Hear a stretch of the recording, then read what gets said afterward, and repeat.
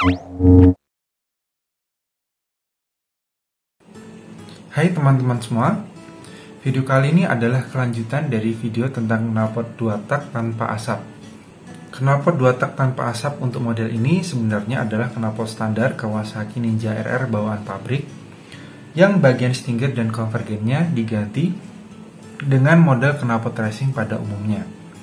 Perubahannya sebenarnya cukup sederhana, tapi efek yang dihasilkan adalah suara mirip seperti knalpot racing pada umumnya, tetapi asap bisa benar-benar hilang kalau mesin sudah panas.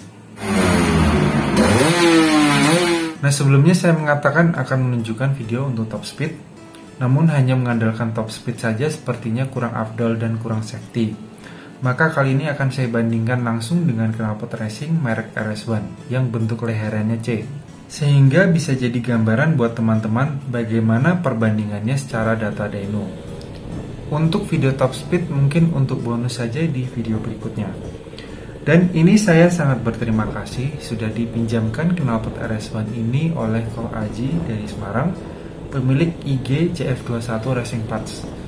Bagi teman-teman yang ingin pesan knalpot RS1 dan kabel RS1, bisa langsung kontak WhatsApp yang ada di IG beliau. Oke, lanjut.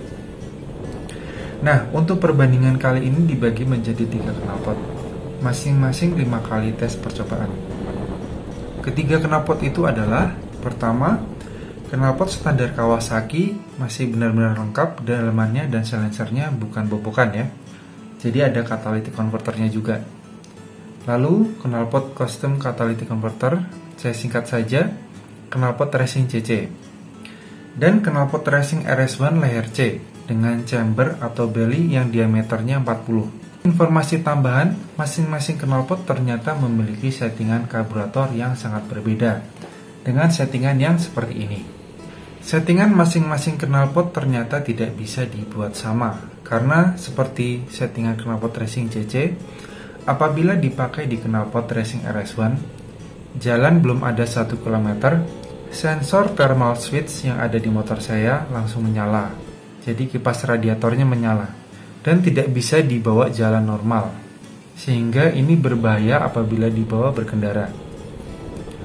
Begitu juga untuk knalpot standar, saya sempat mengira bahwa knalpot standar seharusnya memiliki spuyer yang lebih kecil dibandingkan knalpot racing CC, tapi ternyata settingannya lebih boros dari hasil tes dyno.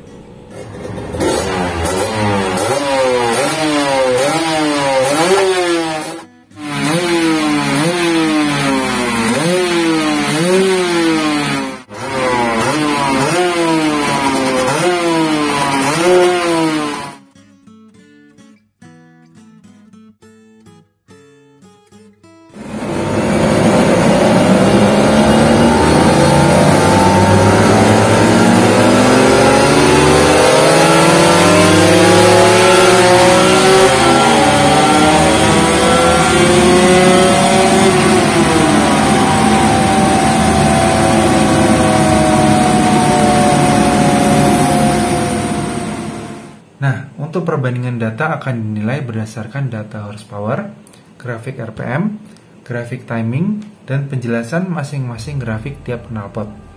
Sebelum lanjut ke penilaian, perlu saya ingatkan bahwa ini adalah hasil dari data dyno, bukan pendapat pribadi. Oke, yang pertama, dari data horsepower, dari sini terlihat bahwa knalpot racing RS1 unggul dengan nilai 28,5 horsepower. Jadi lebih unggul 0,6 horsepower kalau dibandingkan dengan knalpot racing CC. Dan knalpot standar Kawasaki memiliki power terendah dari ketiga knalpot ini, yaitu sebesar 26,7 horsepower. Oke, berikutnya untuk grafik berdasarkan karakter RPM. Dari grafik terlihat bahwa knalpot racing CC lebih bertenaga di RPM bawah dan tengah.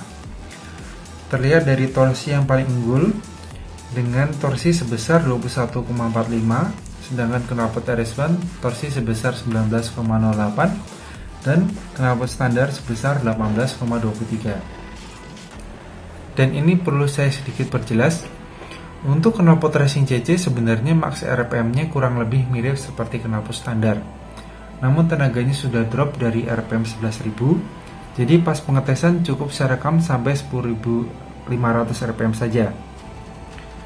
Oke, berikutnya untuk grafik timing. Dari timing terlihat bahwa knalpot Racing CC memiliki akselerasi paling unggul di antara ketiga knalpot ini. Sedangkan knalpot RS1 lebih lambat untuk akselerasinya. Ini bisa terjadi demikian karena memang knalpot RS1 keunggulannya di RPM atas, sehingga sangat cocok untuk top speed. Berbeda dengan knalpot Racing CC desain saya yang lebih unggul pada akselerasi, sehingga cocok untuk stop and go dan nanjak gunung. Sebenarnya knalpot Racing CC ini bisa dibuat tenaga besar di RPM lebih tinggi untuk top speed seperti knalpot racing pada umumnya, meskipun kemungkinan power bisa sebesar knalpot Racing RS1 itu agak sulit. Dan sekarang ini lagi progres meriset untuk knalpot Racing CC dengan karakter yang mirip seperti knalpot Racing RS1 dan knalpot racing pada umumnya. Oke, lanjut ke karakter masing-masing knalpot. Untuk knalpot Racing RS1, dari grafik yang terlihat menyudut setelah caps benar-benar terbuka full, ini berarti terjadi lonjakan power yang cukup signifikan. Terjadi power lag seperti ini akan memberi sensasi yang kata-kata orang disebut jambakan motor 2 tak.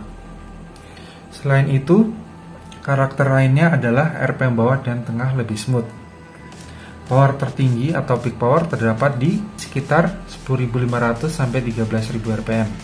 Untuk grafik di RPM atas yang terlihat ada sedikit power menurun di RPM 12.000 dan balik lagi naik di RPM 13.000. Karena ini saya mencari settingan karburator dengan performa terbaik. Apabila tidak ada power turun di RPM 12.000 ini, maka settingan harus dibuat lebih irit dengan cara turun satu step pada main jet dengan mengorbankan horsepower. Jadi memang ini settingan terbaik dan teraman menurut saya untuk karakter knalpot Racing RS1 ini di motor saya. Oke, berikutnya knalpot standar Kawasaki. Dari grafik terlihat setelah caps terbuka penuh, power lag tidak terlalu terasa seperti knalpot RS1. Karena memang desain knalpot yang banyak lukan dan juga hambatan, sehingga RPM atas tidak terlalu menyentak. Dengan peak power terdapat di antara 10.000 sampai 11.000 rpm. Namun RPM bawah dan tengah memang lebih terasa bertenaga apabila dibandingkan knalpot Racing RS1.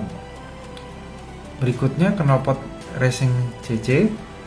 Dari grafik terlihat bahwa RPM bawah dan tengah lebih bertenaga di antara ketiga knalpot ini. Dan open caps juga terasa lebih smooth, mirip seperti knalpot standar.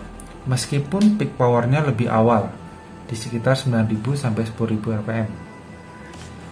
Oke, untuk knalpot Racing CC model ini bisa disimpulkan bahwa akselerasi dan torsi lebih unggul dibandingkan knalpot Racing RS1 dengan mengorbankan top speed.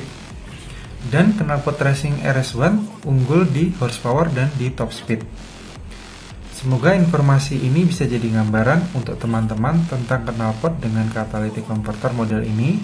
Nah, sambil menunggu riset knalpot Racing CC untuk top speed ini selesai, video berikutnya saya akan mengetes efek kabel RS1 di Ninja 2 tak.